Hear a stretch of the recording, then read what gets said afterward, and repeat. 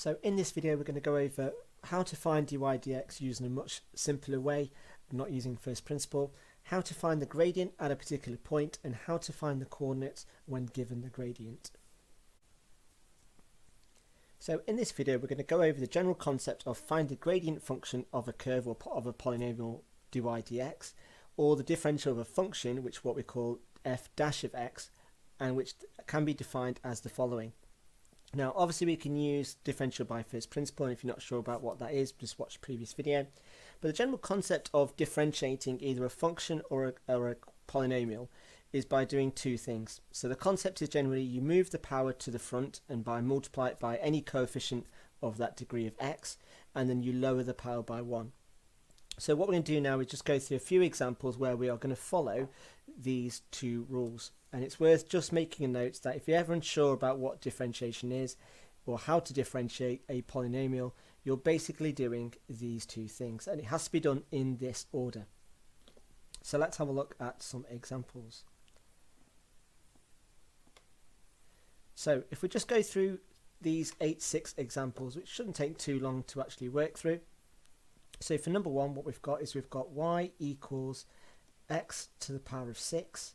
So the differential of this now dy over dx, because what we're doing is we're looking at the difference of y over the difference of x, and also the fact that we're differentiating y in terms of x. So for example, it's worth just making note what dy dx actually means is that our y, which in this case is here, if you just get a different highlighter, yes it is. So the reason why we call it dy dx is because we've got y the subject. We've got y in terms of x, and that's why it's written as dy over dx. So it's the whatever your subject is goes on top, and the what's in terms of goes on the bottom. So going back to this question, all I need to do is move the power to the front. So as you can see, my coefficient of x to the power of 6 is 1. So I'm going to do 6 times. I'm going to move this. Move the 6 to the 1. So let's just get rid of that. So we've got 6x, and I'm then going to lower the power by 1, which gives me to the power of 5. So in number 2, I've got y equals 2x to the power of 8. So dy over dx. So again, if I move the power to the front, I've then got to multiply the 2 by the 8, which gives me 16, and I've got x to the power of 7. Then for example 3, so here I've got a negative coefficient, which in this case is minus 3, x to the power of 4. So dy over dx, so I multiply the 4 by the minus 3, which gives me minus 12x, and lower the power by 1, which gives me minus 12x to the power of 3. Then for number 4, now with number 4, let's have a look at what happens when we write it as a fraction. Now this can be written in one of two ways. Either I can write it where the coefficient is a fraction, or this is exactly the same as having x over 5 over 3.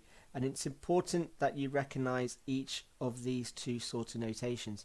Now what I would probably recommend that you do is, if you have got what I've written in the cloud, is I'd rewrite it like this. So write it where your coefficient is a fraction, rather than having a sort of writing the whole term divided over a fraction, or as a denominator, write it in this form here. So then dy over dx is simply going to be 5 times 1/3, which is 5/3, and then we've got x to the power of 4. Now as you can see, it's a lot easier when I've got my coefficient as a third rather than writing it as a single fraction. So moving on to number 5. So again, I've got y equals 7. Now as you can see that there is no x, so when I differentiate this with regards to x, now how you want to think about this is imagine that when there is a constant, so let's just get rid of that and change the colour. So if you have got a constant, your degree of x is 0, because anything to the power of 0 is just 1. So then if I then follow the rules of differentiation, I move that power to the front, so I get 0 times 7, which is 0, which ultimately just becomes 0. So that's why it disappears. So if you ever have a constant with no x, when you differentiate it, it just becomes 0. Because if you imagine that the gradient of y equals 7, if I just do a little sketch, y equals 7 is a horizontal line through 7. And if dy dx represents the gradient function, then the gradient of this is always going to be 0 because it's flat. So that would be your final answer. So moving on to number 6, we've got y equals 4x to the power of 3 over 2. So here we've got our power as a fraction. Well, even though it looks a little bit more complicated, the two steps are exactly the same. So what I'm going to do is I multiply the 4 by 3 over 2, which gives me 12 over 2 x, and if I take away 1 from this, I'm going to get a half. So if you imagine that, now one thing you might want to do is, although we're working with fractions and it's always good to work in fractions, that 3 over 2 is equal to 1.5. So if I do 1.5 take away 1, that leaves me with 0.5, which, keeping it as a fraction, becomes a half.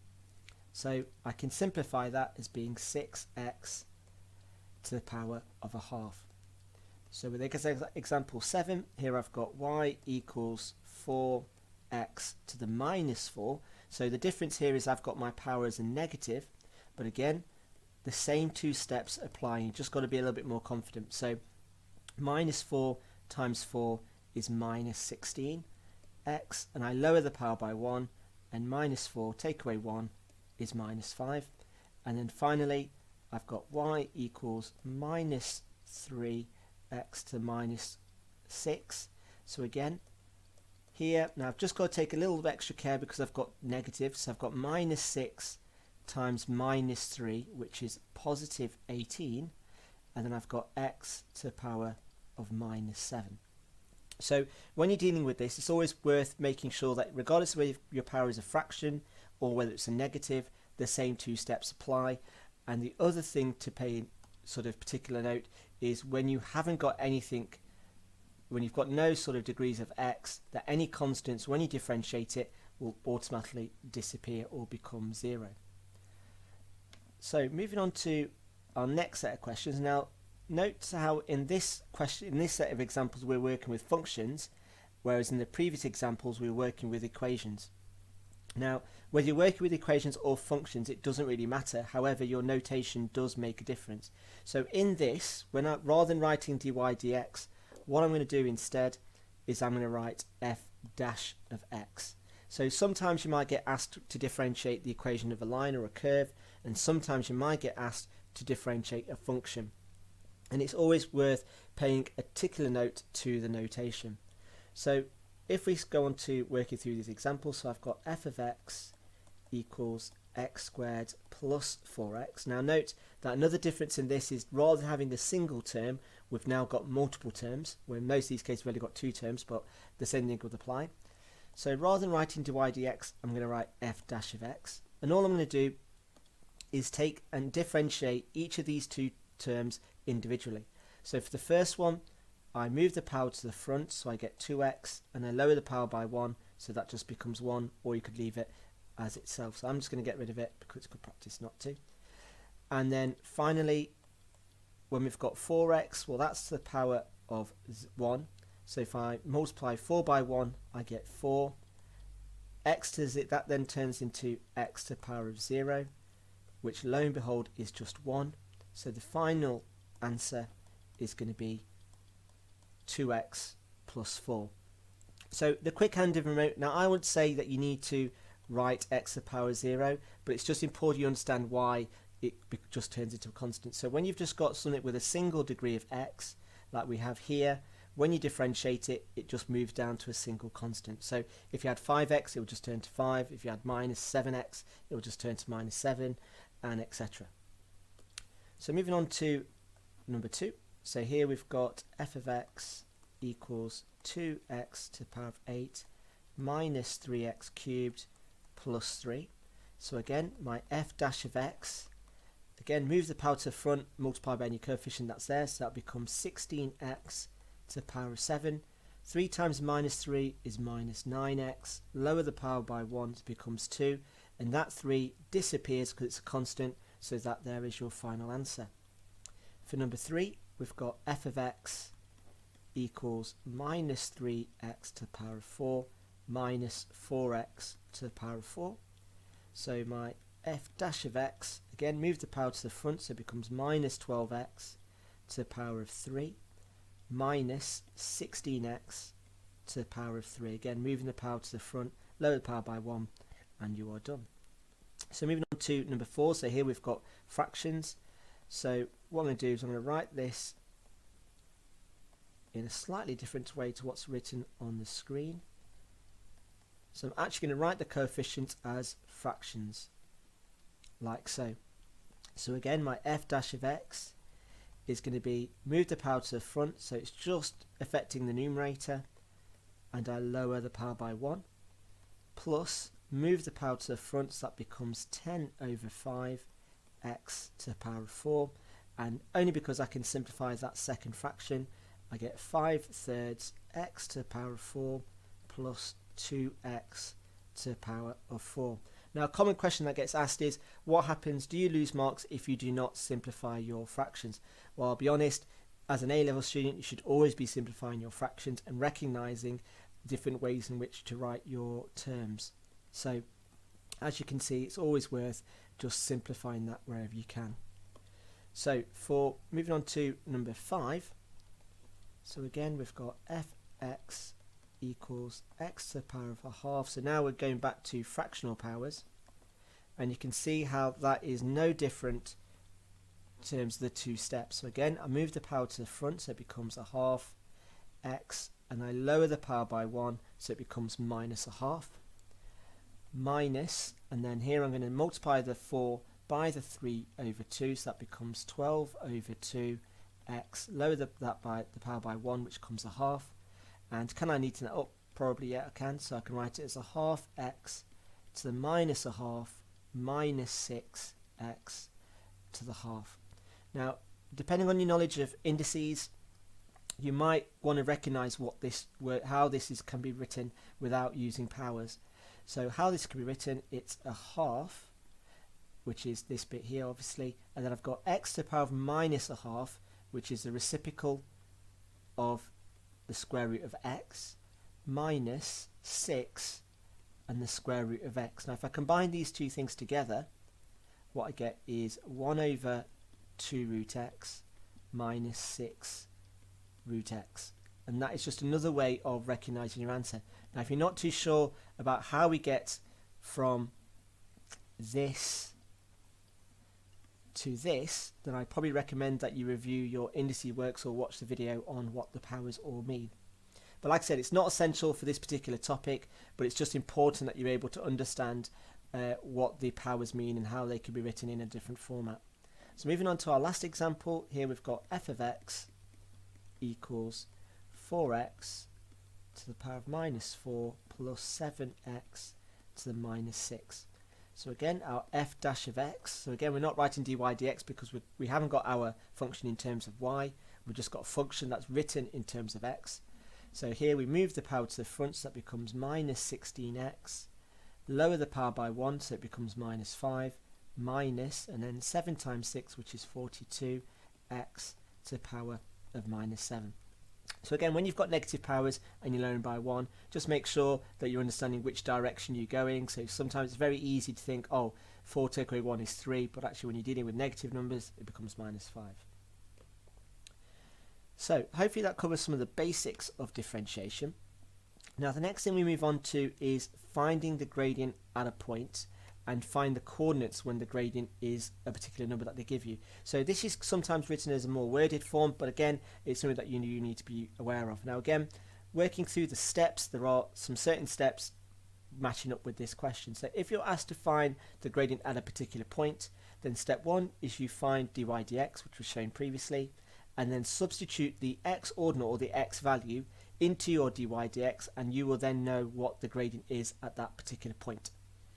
So when finding the coordinates when the gradient is a, so for example here what they're telling you is what the gradient is, and you need to find at what point what x value on that curve will give you that gradient, then you need to follow these 4 steps, potentially 3. So if you're asked to find the coordinates, then you not only need to find the x ordinates, but you also then need to find the y ordinates. Sometimes a question might ask you just to work out the x value or the x ordinate. So you don't always have to go the whole mile. You can kind of just basically just look out for what they're actually asking for. So the steps in order for you to find the coordinates of the gradient or the x ordinate is, first of all, find dy dx, make dy dx equal to whatever the gradient they've told you is, and then you go on and solve that for x.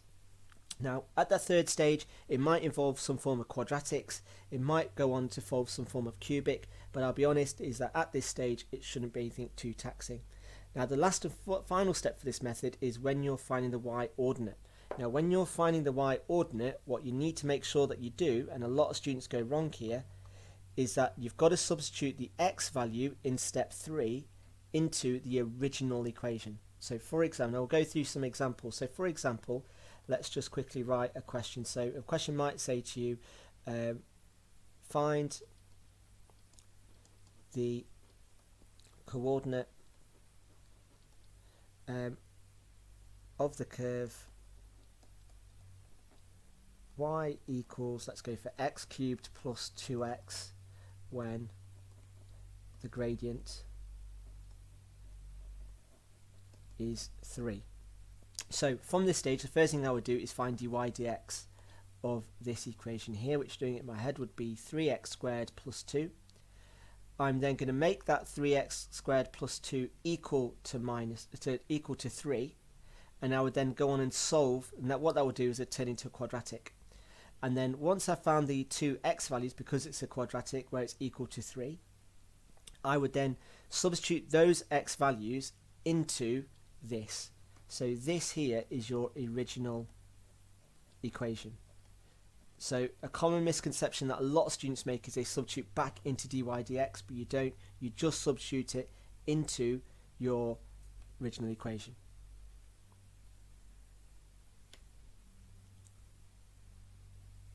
So let's have a look at one of these examples then. So in this particular question, we've been asked to find the gradient to the curve y equals 2x cubed minus 5x plus 1 at the point where x equals 1. So if you imagine that here, what I've got to do, this is going to be a cubic graph,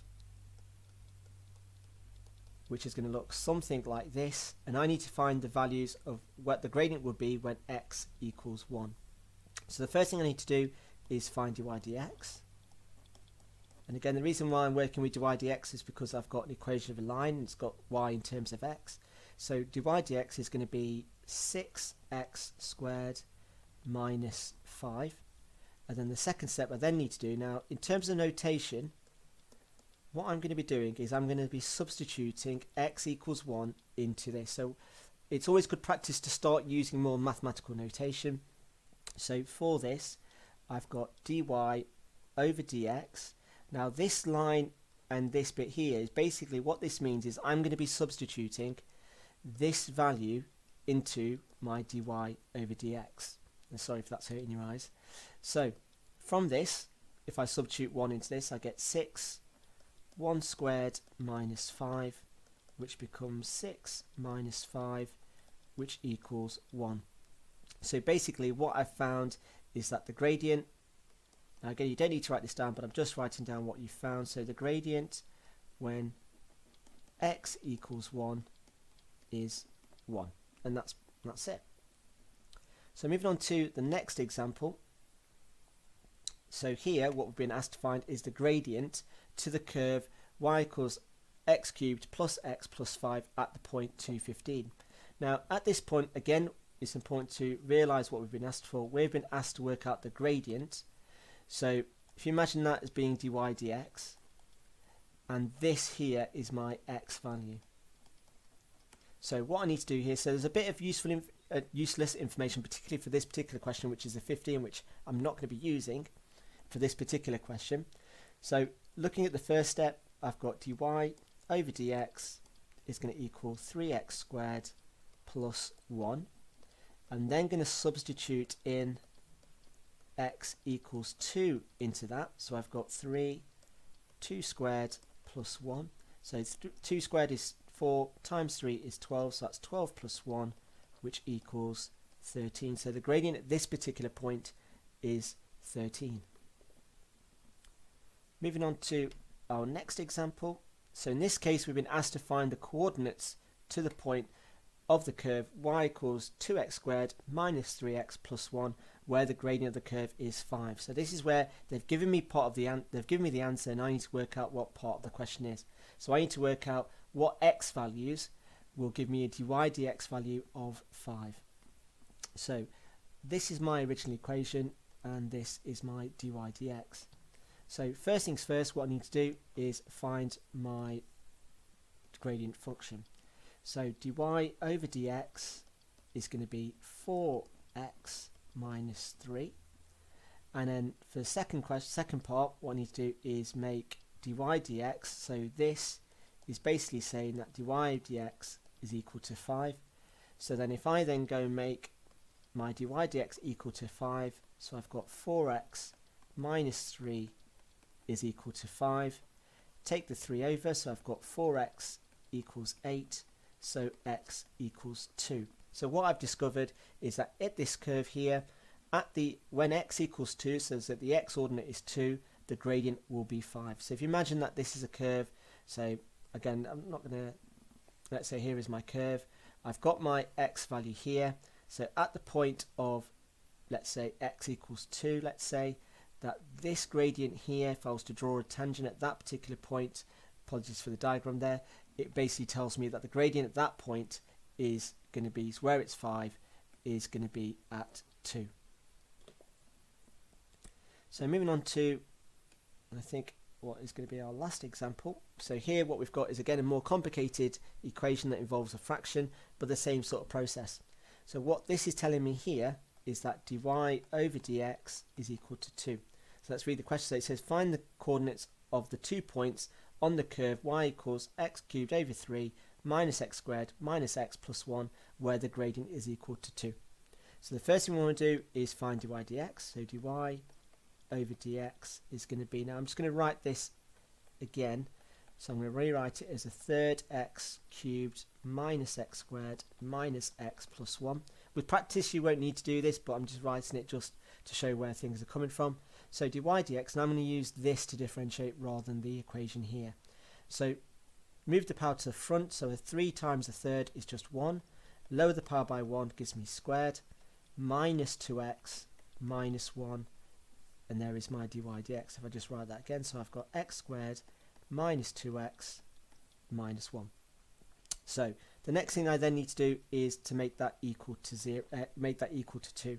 So here I've got x squared minus 2x minus 1 equals 2. Now as you can see, it's slowly starting to look like a quadratic equation. So if I take the 2 over to this side, I get x squared minus 2x minus 3 equals 0. And then if I then go on to solve this, so I've got x, and does it factorise? I think it does. So I've got x minus 3, x plus 1 equals 0. So my two x values are at 3 and minus 1. So these are the x ordinates which will give me the gradient of 2 on this curve here.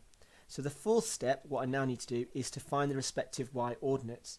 So then using y equals a third x cubed minus 2x minus x squared minus x plus 1. So when x equals 3, y is going to equal a third 3 cubed minus 3 squared minus 3 plus 1. And if I type that into my calculator, I get, just bear with me, so we get a third times 9, so times 27 rather, minus 9 minus 3 plus 1, in which we get a value of minus 2. So my coordinate for this is going to be 3 minus 2. And when x equals minus 1, we get y equals a third minus 1 cubed minus 1 squared minus 1 plus 1. So entering this in, now again, I'll take extra care when you type this into your calculator or you're working this out. So that's going to be minus a third plus, so minus 1, always made the mistake I was trying to show, plus 1. So here the reason why we're here, we've got minus 1 squared is 1, a positive 1, and we're still taking away, so that's why it's there. Minus 1 becomes a positive 1, and plus 1 becomes plus 1. So typing this in, that cancels with that, so I've just got minus a third plus 1, which gives me an answer of 2/3. So my second coordinate is going to be minus 1 and 2/3 as your final answer. So hopefully this goes through some of the basics of differentiation, and also how to find the gradient at a particular point, but also how to find that point at a particular gradient. If you've got any other further questions, or would like an extra worksheet or some further practice questions on this, feel free to drop me an email at 162maths@gmail.com.